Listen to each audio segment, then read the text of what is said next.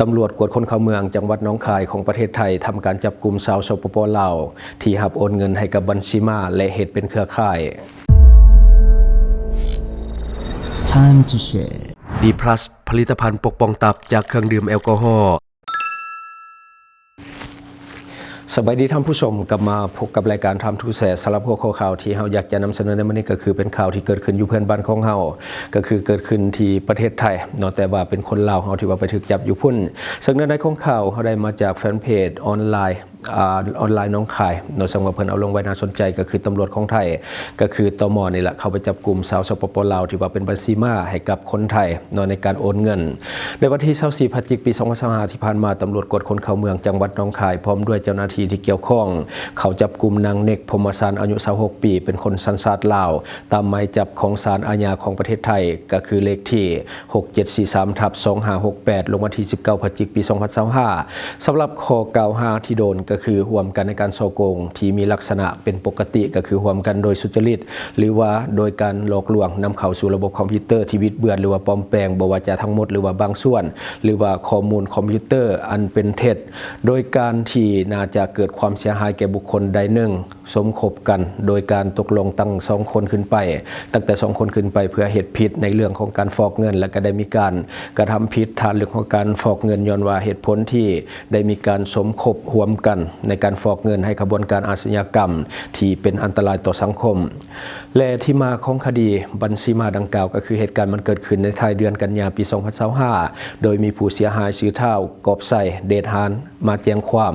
ก็คือย้อนถูกมิจฉาชีพหลอกลวงให้ซื้อสินค้าออนไลน์ที่ราคาถูกผู้เสียหายก็ได้ลงเชื่อโอนเงินไปจำนวน 140,000 บาทเข้าบัญชีของท้าวแฟนต้าเพียรสุริโดยซึ่งว่าเป็นคนสัญชาติลาวซึ่งเป็นผู้ที่ถูกจับตามถึงหมายจับถึงจับตามหมายจับศาลอาญาก็คือเลขที่6737/2568ที่ถูก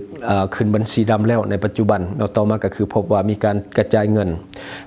ไปยังบัญชีม้าแถวที่2โดยมีการโอนเงินจำนวน 40,000 บาทเข้ากับบัญชีธนาคารกรุงศรีอยุธยาเลขบัญชี69412064440ของนางเนกพรหมสารผู้ต้องหาอีกคนหนึ่ง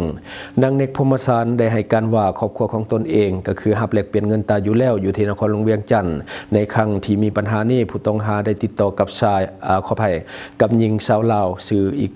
หญิงสาวลาวอีกคนหนึ่งชื่อสุภัตตาแสงสว่างซึ่งว่า number passport ก็คือ PA04561182 ก็คือผ่านทาง Facebook และก็ WhatsApp เนื่องจากว่านางสุภัตตาได้ประกาศรับโอนเงินก็คือเงินตาของประเทศไทยเงินบาทผู้ต้องหาได้เหตุธุรกรรมในลักษณะดังกล่าวมาแล้ว 2-3 ครั้งในวันที่18กันยายน2025ผู้ต้องหาได้ติดต่อนางสุภัตตาผ่าน WhatsApp เบอร์โทรก็คือ02077277957เพื่อที่จะต้องการใช้เงินบาทอยู่ฝั่งไทยก็คือจำนวน 40,000 บาทขั้นตอนของการโอนนางสุภัตตาได้โอนเงินก็คือ 40,000 บาทโดยใส่บัญชีของโดยใส่บัญชีของท้าวแฟนต้าที่เป็นธนาคาร SCB เลขบัญชีก็คือ42721907724เข้ามาบัญชีธนาคารกรุงศรีอยุธยาของนางเนกจากนั้นนางเนกได้โอนเงินจำนวน 40,080 บาทออกจากธนาคารการค้าต่างประเทศลาวของตนเองไปหาอีกบัญชีก็คือบัญชีของนางสุภัตตาในบัญชีธนาคารการค้าต่างประเทศลาวเพื่อแลกเปลี่ยนโดย80 บาทที่โอนมาก็คือเป็นค่าธรรมเนียมผู้ต้องหาอ้างว่าตนเองบ่ฮู้จักเลขบัญชีทั้งหมดเพราะว่านางสุภัตตาย้อนว่าเป็นการโอนผ่าน QR Code เท่านั้นหลังจากทราบข้อมูลทั้งหมดแล้วเจ้าหน้าที่ตม.หนองคายได้ควบคุมตัวนางเนกพรหมสารไปเฮ็ดบทบันทึกและก็ซีตัวและก็บันทึกเรื่องของการจับกุมจากนั้นได้นำตัวส่งให้กับพนักงานสอบสวนเพื่อดำเนินคดีตามกฎหมายต่อไปอันนี้คือเหตุการณ์ที่ว่าเกิดขึ้นอยู่ประเทศไทยเป็นหนึ่งในขบวนการบัญชีม้าสุดท้ายก็คือไปพลตำรวจไทยสามารถที่จะจับกลุ่มเอาไว้ได้โดยสังว่าลักษณะการถ่ายโอนเงินของบัญชีม้าก็ค่อนข้างที่จะแปลกดอกจะโอนไปโอนมาเพื่อให้มันเกิดการสับสนและก็นำยากเรื่องของการฟอกเงินต่างๆส่วนใหญ่ก็จะเป็นลักษณะแบบนี้คือมันจะโอนต่อกันหลายๆทอดเพื่อให้การสืบสวนหรือว่าการนำเงินเนี่ยมันยากคือทอดสุดท้ายน่าจะทอนเป็นเงินสดหรือบอกก็โอนไปยังต่างประเทศกับการสอบสวนหรือว่าการนำเงินมันก็จะยากขึ้นสำหรับบัญชีม้าที่เขาเจ้าเหตุธุรกรรมก็ ก็จะเป็นลักษณะแบบนี้สำหรับในปัจจุบันและบัดนี้เรามาเบิ่งอีกหนึ่งมาตรการในเรื่องของการตอบโต้หรือว่าการปราบปรามแก๊งสแกมเมอร์หรือว่าแก๊งคอลเซ็นเตอร์ที่มันกำลังระบาดในภูมิภาคของเราในปัจจุบันเนาะก็คือตอนนี้6ประเทศก็คือในเอเชียของเราเนาะหันมาจับมือกันร่วมกันในการยกระดับเรื่องของการร่วมมือกันเพื่อปราบปรามสแกมเมอร์และก็การพนันที่สร้างความเสียหายให้สังคมกองประชุมรัฐมนตรี6ประเทศได้จัดขึ้นในวันที่14พฤศจิกายนปี2025ที่ผ่านมาที่นครคุนมิงมณฑลยุนนานประเทศจีนโดยมีการเข้าร่วมของประเทศจีนเมียนมาลาวไทยและกัมพูชาและมีเวียดนามนำเพื่อยกระดับความร่วมมือปราบปรามสแกมเมอร์ออนไลน์คอลเซ็นเตอร์และก็การพนันที่สร้างความเสียหายในภาคพื้นเส้นบรรดาประเทศสมาชิกได้บรรลุข้อริเริ่มก็คือ21ข้อร่วมกันเพื่อที่จะต้านอาชญากรรมข้ามชาติที่ใช้สื่อสังคมออนไลน์ใช้ซิมและก็ใช้บัญชีม้าและก็ระบบชำระเงินที่เป็นดิจิตอลเป็นเครื่องมือข้อตกลงดังกล่าวได้วางกรอบและก็ปฏิบัติการที่ว่ามีร่วมกันดังนี้ข้อที่1ก็คือปฏิบัติการร่วมกวาดล้างและต่อมาก็จะเป็นล้อมปราบนิคมเศรษฐกิจที่ว่าเป็นฐานตั้งของคอลเซ็นเตอร์และต่อมาก็จะเป็นการร่วมจับกลุ่มผู้ต้องสงสัยและก็ประสานพยานหลักฐานในคดีเดียวกันต่อมาก็จะเป็นการส่งตัวผู้ต้องหากลับไปประเทศต้นทางที่ว่ามีการต้องการตัวและต่อมาก็จะเป็นการอายัดการยึดทรัพย์สินพร้อมส่งคืนผู้ที่ว่าเสียหายและต่อมาก็จะเป็นการตั้งกลไกประชุมร่วม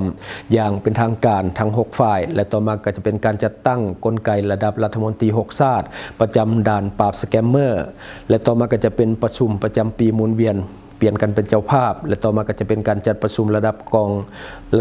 หรือว่าสำนักงานเพื่อติดตามผลเรื่องของมติต่างๆและต่อมาก็จะเป็นการพัฒนาระบบเรื่องของการประสานงานคดีและก็เรื่องของข้อมูลข่าวสาร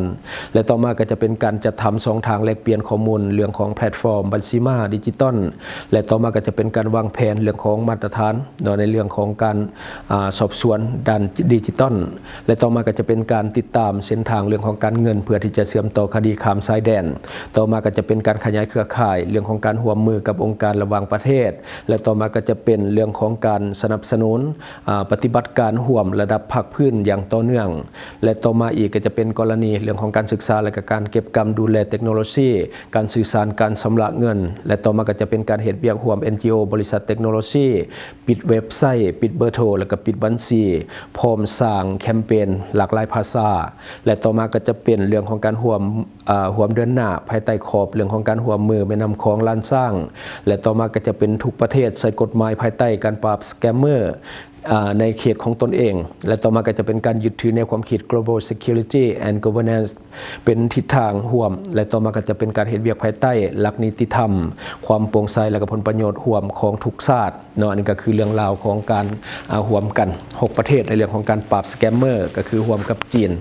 ส่วนหลายก็จะเป็นในภูมิภาคอาเซียนของเราที่ว่าไปร่วมกับจีนเพราะว่าสแกมเมอร์ส่วนใหญ่ก็คือมาจากประเทศจีนฉะนั้นการที่จีนเขา take action นั่นก็ถือว่าเป็นสิ่งที่ดีเพราะว่าเขาก็เป็นประเทศต้นทางเวลาเขาจับพวกสแกมเมอร์รายใหญ่หรือว่าจีนเท่าใดส่วนใหญ่ก็จะส่งกับประเทศต้นทางเพราะว่ากฎหมายของจีนเขาค่อนข้างที่จะแห้งและก็ค่อนข้างที่จะศักดิ์สิทธิ์ในเรื่องของการบังคับใส่กฎหมายฉะนั้นการส่งตัวพวกแก๊งอาชญากรข้ามชาติกลับคืนให้จีนนี่ถือว่าเป็นสิ่งที่ถูกต้องเพราะว่ากฎหมายของจีนเขาลงโทษแบบเด็ดขาดถือว่าเป็นสิ่งที่ต้องได้เฮ็ดร่วมกันในเรื่องของการปราบปรามอันนี้ก็คือสิ่งที่เราเก็บมาเล่าสู่ฟังหวังว่าท่านจะได้รับสาระดีๆสำหรับท่านที่ว่าเบิ่งรายการเราอยู่คิดเห็นจะได้กับสิ่งที่ว่านำเสนอไปก็อย่าลืมฝากไว้ภายใต้คอมเมนต์ของเราและข้าพเจ้าจะเข้าไปอ่านด้วยตนเองขอขอบใจช่องทางที่คุณสามารถรับชมข่าวสารจาก Time to Share Studio Fanpage Time to Share Laos YouTube Time to Share TikTok Time to Share Laos Facebook สิงห์ดาราสายลินอยู่เมืองลาวใช้แต่เงินกีบลาวและส่งเสริมผลิตภัณฑ์ภายในเพื่อลดพรการนำเข้าสินค้าและแก้ปัญหาเงินตา Subscribe for more video.